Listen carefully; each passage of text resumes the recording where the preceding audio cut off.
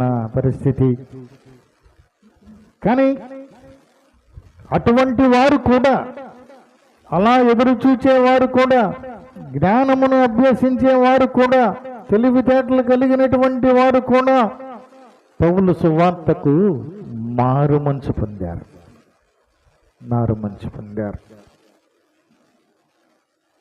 ఈ కఠినాత్ములైనటువంటి యూదులు కూడా మారు మనసు పొందారు.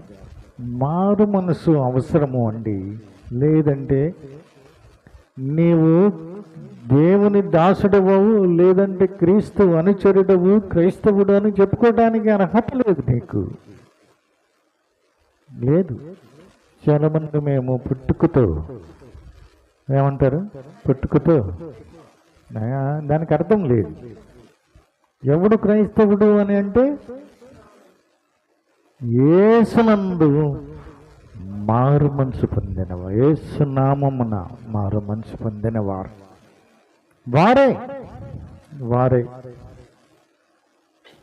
ఇది నాకు ప్రయోజనకరం, నాకు ప్రయోజనము. ఇది ప్రయోజనకరమైన ఏది, ఇంతకు మించి నాకు ఏ ఉపకారము లేదు, ఇంతకు మించి నాకు ఏ ప్రయోజనము లేదు. ఇదే నీకేం పనిరా, నీకేం ఉపయోగం అని అంటారు చూడు.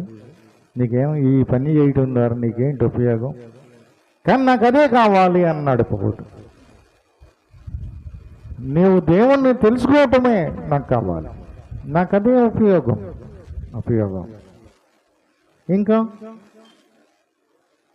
ఇంటింట ఇక్కడ ఒక విషయం చెప్పాడు, బహిరంగముగా ఇంటింటను మీకు తెలియజేయచ్చు, బోధించుచు. ఎఫెసీలో ప్రతి ఇంటికి సువార్త వెళ్ళింది. ఆసియాలో ప్రతి ఇంటికి సువార్త వెళ్ళింది. ఆ రోజున పేతురు బోధిస్తూ పెంతెకొస్తు దినాన బోధిస్తూ ఉన్నప్పుడు ఇంట రొట్టె విరిచారు అని ఉంటుందా? 2వ అధ్యాయము 42వ వచనములో ఇంటింట రొట్టె విరిచారు. ఆయన ఇంకా డీప్గా రొట్టె విరిచారు అని అంటే మారు మనసు తర్వాత కార్యక్రమం బాప్తిసము, రొట్టె విరవటం కూడా చేశారు అని పేతురు చెప్పాడు. ఇంటింట మా అందరికీ సువార్త అందేలాగా నేను చేశాను. ఇది నాకు ప్రయోజనకరమైంది. ఇంతకంటే నాకు